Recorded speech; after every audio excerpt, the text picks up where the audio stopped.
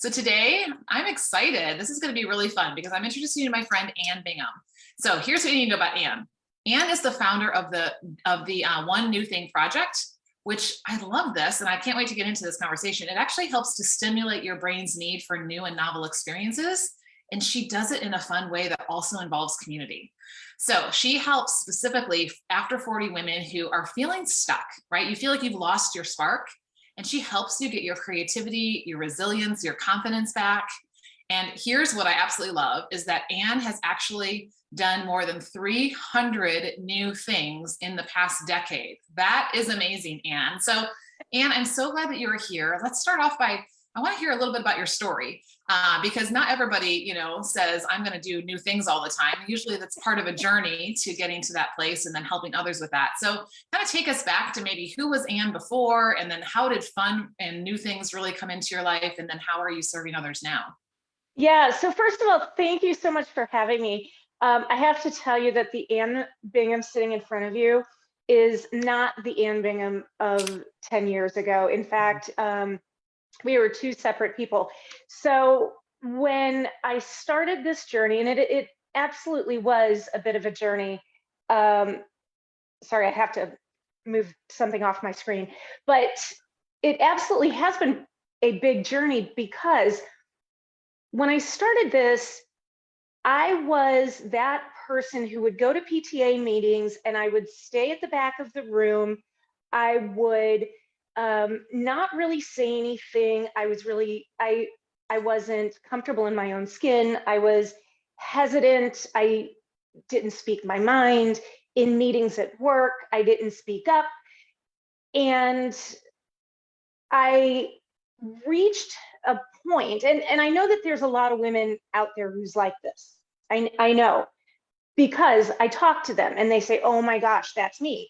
Right. And I reached a point in my life where I sort of felt that I was really happy, right? I was living this great life. I had a great husband. I had great kids, and I had this job that I had been doing in a career that I'd been doing for 30 years. And it was the job it was the dream job, right? The one I wanted to retire from. And I was happy, and yet I wasn't feeling the joy. And I said to my daughter at one point, I said, now that she's an adult, I said, it was sort of like you climb that mountain and then you build a cabin and you stay inside and you don't look at any of the scenery. And I was so disconnected from what was happening in my life. I felt like I was living everybody else's life. I would go to my friend's house and think, how can they keep their house clean when I can't? How does everybody else have dinner prepared and I don't? How does everybody else have it together and I don't? And what I've come to realize is that nobody does. That's so true. And we're all just faking it. And as women, we can't say that to each other because we feel like we're not measuring up. And so really where the One New Thing project came from was I needed to be able to connect back with my life again. And in my school, I was a principal of an early childhood program. Someone had sent us some Malaysian moon cookies and nobody was eating them. All of the teachers were like, I don't know what's in there. I'm not going to taste it. And I thought, this is the day that I start living again. And so I picked up one of the pieces, and I'm going to be really honest with you. It was a really tiny piece. It was really tiny. And there was another woman that I worked with, and she said, well, I'll do it if you do. And so we tasted it, and it was divine. And so from there, we decided that we would hold each other accountable. We were going to do one new thing a month. Mm. And we'd post it on Facebook. That's how we were going to hold each other accountable. And after 4 months, she was out. She couldn't think of anything new to do. And she just felt like, no, I'm going to stay where I am. And for me, I decided to make this my New Year's resolution. I Love had it. never completed a New Year's resolution before. So that was big thing number one. And all my friends were teasing me, oh, please, you're not going to complete this. But the more I got into it, the more my friends would post, I haven't seen your new thing yet. Have you thought about doing this? And 1 year, one new thing a month for 1 year turned into more than one new thing, turned into 2 years, turned into 5.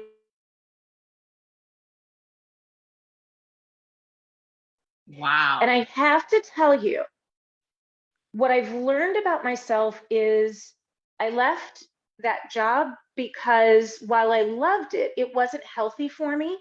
Mm. I started knowing who I was.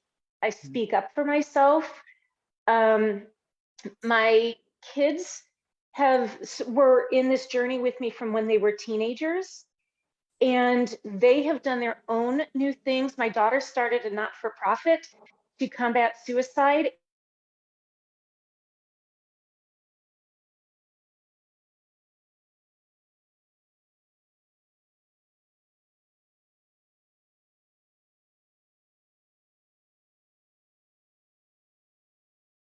Do new things. There is a physiological response to doing that. And it builds relationships with the people around you. So you become closer to your family, to your friends, and you know who's in your corner. And so the people who aren't in your corner sort of fade away. And the people who are in your corner, they're in your corner forever.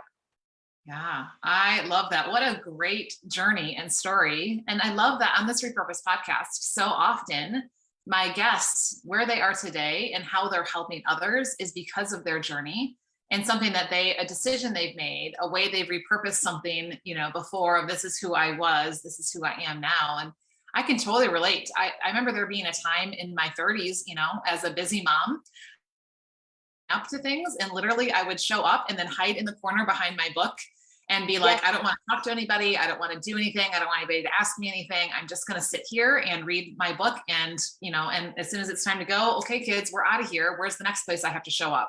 And it was when you talked about the fact that you were happy, because I was the same thing, right? Great family, great marriage, great kids, great, I was able to be home full time with them, we were able to homeschool at that time, like all these things were great, but I didn't have that joy like you talked about. So what do you think is that difference between happy, and having these things that, we want in life and true joy? I think there's a couple of things. I think that we are inundated with what womanhood is supposed to look like. Mm. And I don't think that's the best, right? So I think we're inundated with your house is always supposed to be spotless. Your meals are always supposed to be done on time. I remember so clearly, and when I was going through this always ran through my head. And I don't know if your viewers will remember this, but look it up on YouTube because it'll make sense. There was a perfume commercial in the 80s, I think it was. It was for Charlie, where there was a song or a jingle that went with it that was, I can bring home the bacon, I can dust off the, yeah, you know what I'm saying? yeah. I can dust off the whatever and still be here for my man. And that was running through my head the whole time. And I thought, I'm failing at every one of these. Right. That, I would see these women who were out there, these working women who were so put together and so stylish. And I thought, I barely have energy to shower. And you know, I remember going to a happy hour wearing a white sweater twin set and loafers. And I walked in and a very stylish woman said to me, "Sweetie, are you in the wrong place?" And it cut me. And I just thought, as women, we need to like be uplifting ourselves, you know? So I think our role as women, like, look, it's not that big of a deal to have your house spotless. It just isn't. And you know, there's lots of great places that will send you meals that you can, that are healthy, by the way, Right. that you can, that you can cook really quickly. If you're not a cook, and I am not a cook, you know, your husband can cook if that's his thing, or your partner can cook if that's their thing. So there's lots of different ways to approach life, and it doesn't have to be that cookie cutter that many of us were brought up with. Yeah. And I love the fact that you said you were disconnected. You felt disconnected from life because that's how I felt. Like again, I was like I was the shell on the outside. I was checking the boxes. I was Right. doing the things that I needed to do to keep life moving forward and keep my family healthy and and all of that. And yet I wasn't enjoying life. I wasn't enjoying the moments and the experiences. I wasn't enjoying the people that were around me. And so I love how you said like this has helped you not only just reconnect to your life, it's helped you figure out who you are. And it's also strengthened your relationships because you have Yes. these shared memories and these shared experiences together. And that's fantastic. And what really stood out to me was when you said this. You said, I decided today I'm going to start living again. Yes. Like really, it's that simple. It's a decision to go, I'm going to start living again. Tell me about that. Yeah. Yeah. I mean, it is. And look, I'm not going to pretend it's easy, guys. I'm not. Right. Um, I had the support of somebody else that was going through it, and we had been talking about it, and it was helpful to have somebody else say those words out loud with me. Yeah. And and but you do need to make the decision of, I'm going to do Mhm. something new today. Doesn't have to be very big. And in Right. fact, I encourage people. There's this sort of misnomer that it has to be this big bucket list item. Right. And I actually encourage my clients to not do big bucket list things at the beginning, to Hmm. do something really small. Go to a new restaurant, Hmm. um, try a new recipe, because it's those small things that often can have a really astounding impact. And it gives you a chance to enjoy something, really savor something, and feel that joy, that success, that, oh, this is amazing, this is living. Yeah. And then um and then feel like you want to take that next step Right. and try something else that's new. Yeah. And I love that. The small steps, those are doable things. So things you mentioned, Absolutely. anybody could start doing now as opposed to the bucket list, right? Which is usually involves more time, more money. We have to have the right circumstances between being off work and the kids off school or the hubby off or, restrictions lifted in the area we're going or, all those things can be factors. And then it just becomes one of those someday things that Absolutely. doesn't really come in. You're right. It's very easy to make excuses for those. Mhm. Very easy to make excuses for those. I'll do that later. It's too expensive. We gotta, we have to pay for the kids' soccer or hockey or whatever. And this becomes something that's specifically for you, Mhm. and you can do it in a way that is, it starts with, like I said, I'm gonna make sourdough bread Hmm. because I'm gonna make sourdough bread. You don't need to have a reason. Right. You don't Yeah. need to have a reason. You Yeah. can just find that recipe online and make it. I will warn you that you may get some odd looks from your family at times, because I did. Mom, why Sure. are you doing that? But after a while, you'll get the, oh, that's one of mom's new things. And they join in.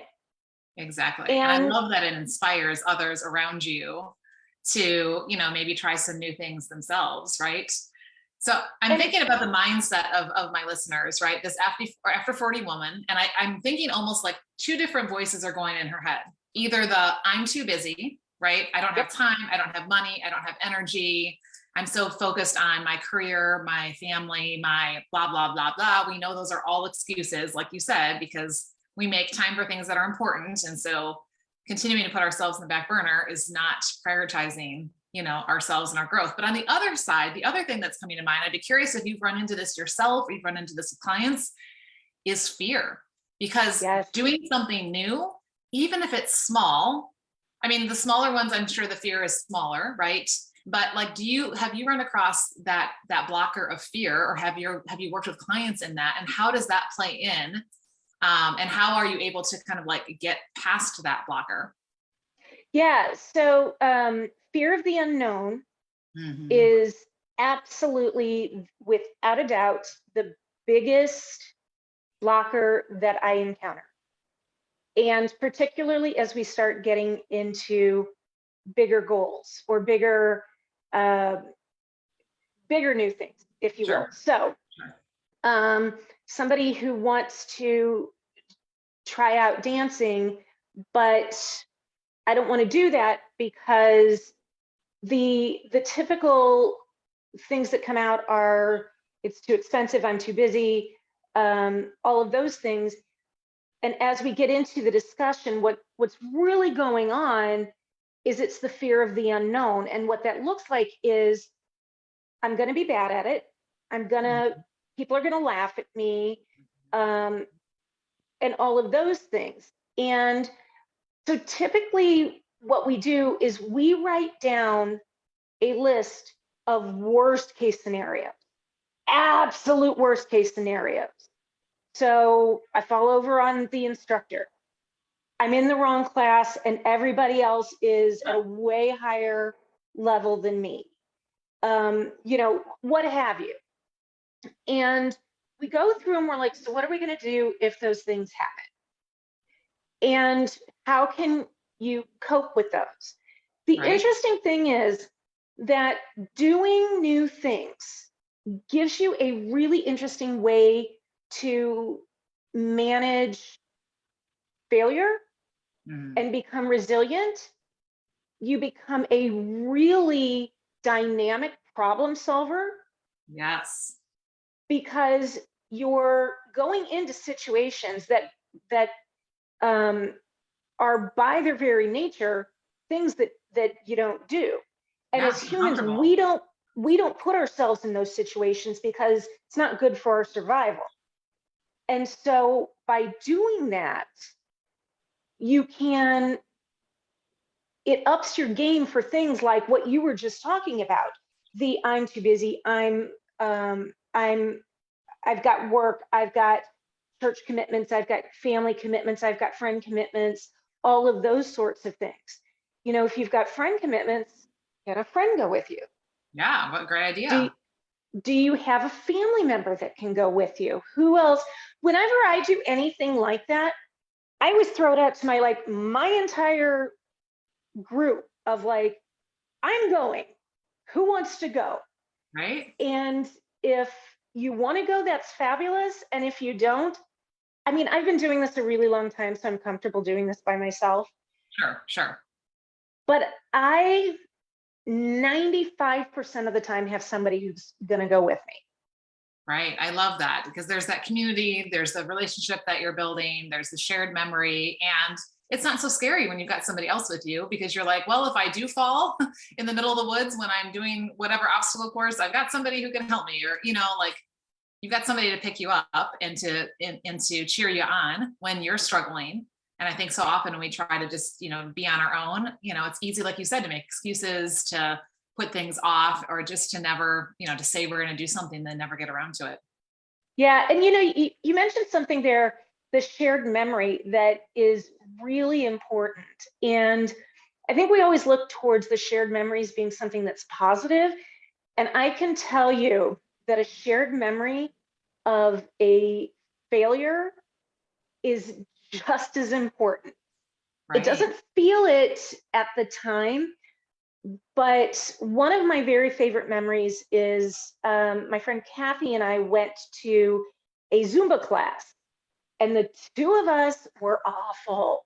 We were like dancing giraffes. And I tell this story in my book, and it is still to this day one of our very favorite bonding memories Oh, I'm because sure. it's you just have those, right? You have those moments with your friends and your family where you just tell those stories over and over. And it's called the nostalgia bias, where as you get further and further away from those moments, those memories get bigger and bigger and bigger, you know? So don't feel like you shouldn't invite people to something you're doing new because you might do it badly. I Right. promise you, the worst you're going to get, and this is our family's motto, is you're going to make a story out of. Our family motto is hashtag make stories. Nice. And so the worst thing that's going to happen for you is you're going to make a story. Yeah, I love that perspective. I love that. And I can see how when you step out, and it may seem like a small thing, this new thing that you're doing, but how that builds confidence and how that builds, Absolutely. just strength and curiosity in yourself, how that builds, just a desire to step out and do other things. And I could see how that would affect other areas of your life. So, maybe you're going and running a race you've never run before, or hiking, going on a hike up a mountain you've never done before, or trying this new class or whatever you've never done before. I could see how that would affect other areas of your life, your faith, your family, your field of work, because those things that, are also in there. And I want to circle back to this because you said this earlier, and you and I have this common connection that you talked about, this awesome feeling. And so when you were talking about, don't just wait for the big things, like do the little things, because it will bring that feeling up of like, just almost like that just that, like, wow, this is how life should be. Yeah. And that's the definition of Oola. Both you and I are certified Oola coaches, and Oola is just that. It's a lifestyle framework based on the 7 key areas of life. And it's centered around having balance and growth in those things. And one of them is fun. And so I'm going to be Yes. vulnerable here and say, when you start doing Oola, you take this assessment. And I will be honest and say that my lowest area was fun, which is maybe why I like you, because I know that you can help pump me up in that area. So if someone's listening today and she's thinking to herself, yeah, I haven't been trying new things at all. I'm really not a whole lot of fun. I'm not making that a priority right now because I'm prioritizing, my career or my family. And not that those are bad things, but it's very easy to focus on certain things and leave other things off. What would be some practical things? You've already mentioned a couple, but like, let's just kind of talk about some practical things that someone could do to start putting some more new things and some more fun in their life and making that a priority. So the first thing that I would say to you is um, shift your mindset slightly, because whatever your focus is, right? You need to have balance in the other areas to pump that area up. So let's say that your focus is your career. You're going to get burned out if you're not focusing on some of those other areas. So what I would encourage you to do is keep your focus on your work, but use that as a motivator to Mm, have fun so that you can keep balanced at work. Make sense? right. Yeah. Because if Okay, you're stressed out and you're overextended and you're always, nobody wants to be around you at work, and you're not going to probably be as productive because you're going to be absolutely. overwhelmed. Hmm. Absolutely. So think about a couple things that you can do. You can do new things at work. You can put yourself out there for new assignments at work. Those are good things to do. Um, just in sort of like, because I am kind of the fun coach, I would suggest that easy things that you can do, some of my very first things to do were new recipes, new restaurants. If food does, I'm a foodie, dude, I love to eat. So if that doesn't engage you, think about what does. Are you an exercise person? Stop doing like the weights and that kind of stuff, or take a break from them. Maybe try a class. Yeah. If you're not into like the whole group class kind of thing, then maybe try running, maybe try signing up for a race. If you're into, I'm I'm a huge YouTube person too. So take a look at YouTube. See if you can find a juggling video. See if you can find a knitting video.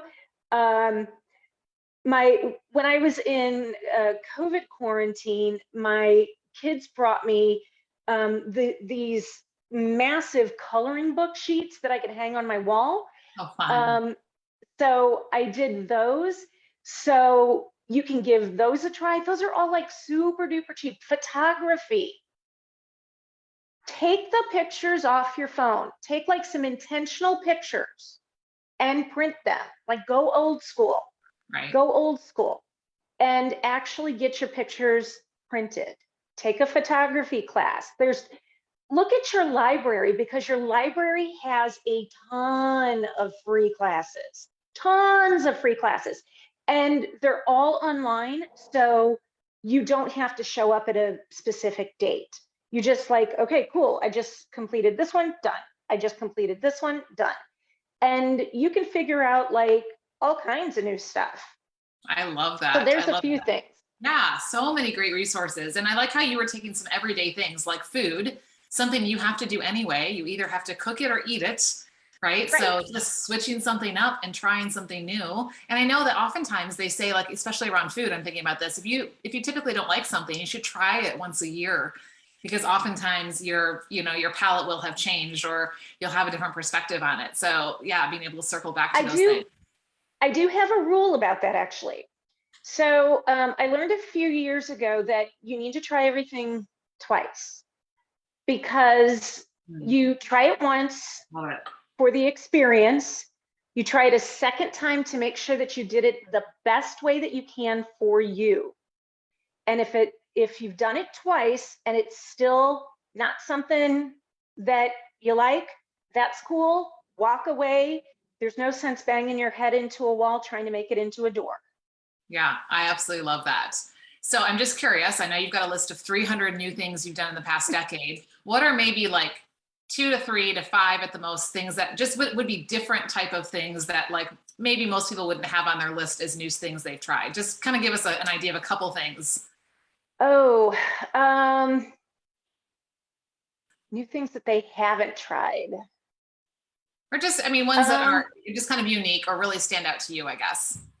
Well, I'm trying to think of things that are like kind of small things. So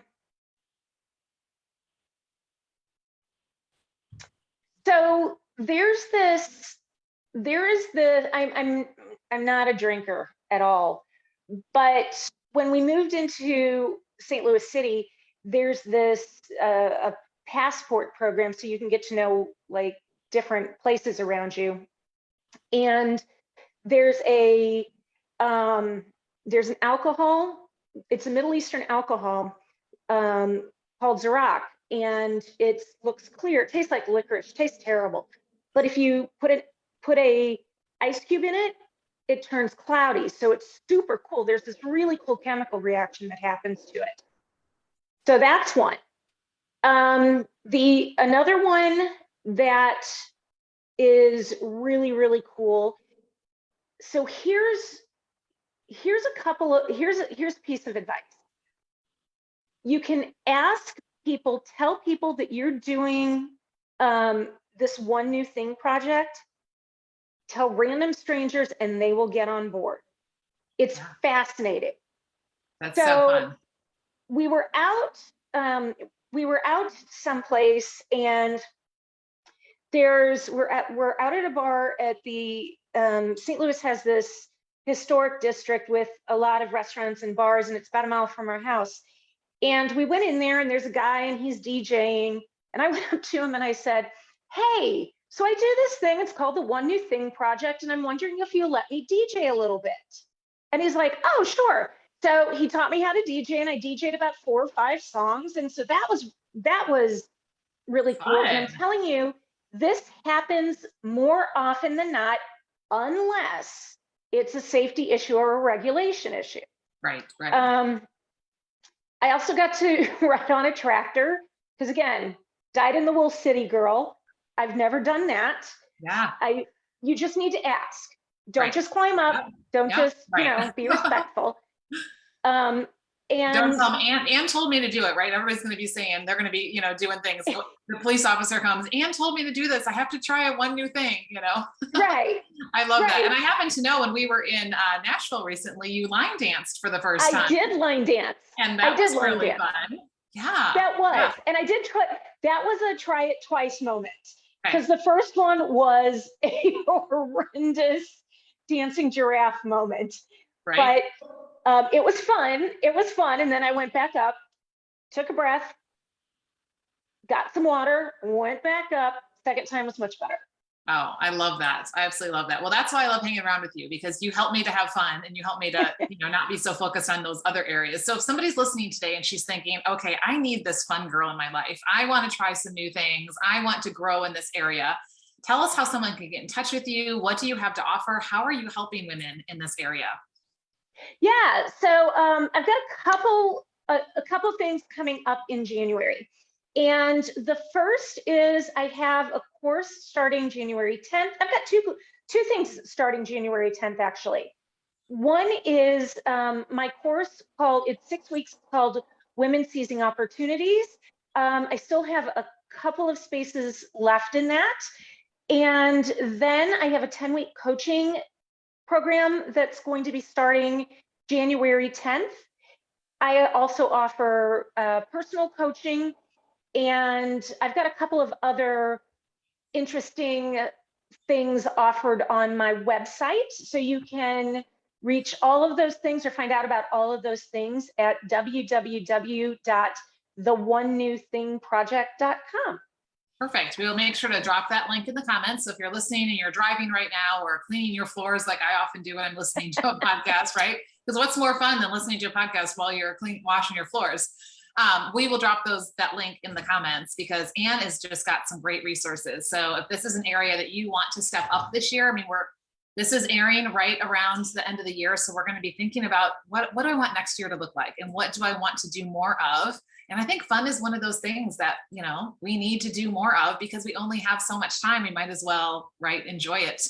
And Absolutely. Ann and I both talk about the Oola framework, and there are 7 key areas. They're faith, family, friends, field of work, finances, fitness, which is anything health related, and fun. So I actually created a daily priorities planner that has all 7 areas on there. So every day you can write down, here's the little fun thing I'm going to do today, right? But here's the thing I'm going to do for my family, and the thing I'm going to do in a relationship with a friend, and about my field of work. And, just keep these things top of mind, because I don't know about you, but if you're not intentional about having fun or investing in, your faith, your relationships, or your finances, life just keeps going by and you're missing out. So I will make sure to drop the link to that in the comments. So I'm curious, because I was vulnerable and said that fun was my lowest category of those. So which of those 7 do you need to work on? Or is at top of your list to be making more intentional in this next year, Ann? This next year, my finances are going to be top of my priority. Love that. Love that. And that affects so many other things. And it's great that you can do a lot of free fun too. So while you're working on finances, you can still have fun in the process. Because who wants to, it's like that diet where you can't ever enjoy anything. Then you're just going to revolt, right? And go right back to your unhealthy habits. So I know you'll find fun in the midst of that. Well, and one of the things I love about the Oola framework is it's designed to make room for fun. And so it's that I'm very excited about that, because we've got some big goals for our family fun this year. I love that. We do too. And we're actually going to be, both Ann and I are going to be working together for a group course that goes through those 7 areas. That'll be starting in January. So if you're interested, make sure you get in touch with one of us and we can get you into the group. You'll get to see both of us in there, which will be really fun. And we're just going to work on being intentional in all those areas of our life. So thank you so much, Ann, for being here today. I just appreciate who you are, but then also just the life and fun that you bring to our relationship, and to, just to the world and the people that are around you. So thank you for that. And I'm going to challenge you listeners to really be thinking about how can you incorporate more fun and trying new things as you go into a new year, and who around you would benefit from that too, right? Like invite them in. In fact, invite them to listen to this podcast, because they may get inspired. They may be the one that pulls you out to go do some new things, right? And that would be a fantastic gift to give to someone else. So we will look forward to seeing you all next time. So until then, keep rethinking your priorities to truly create a life that's fun and that you love. Take care.